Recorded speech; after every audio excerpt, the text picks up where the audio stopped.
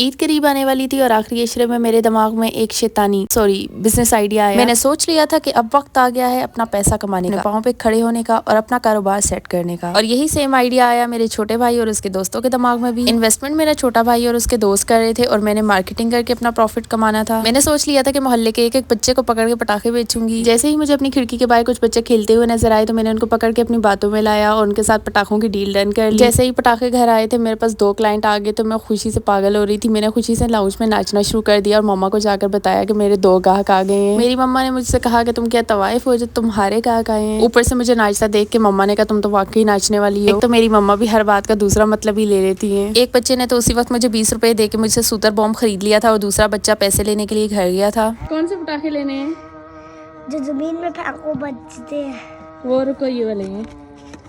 ये 50 का एक है। 50 का एक। तुम्हारे पास 100 है, 100 के 2 चाहिए? नहीं, 50 का दे दे। 50 वापिस।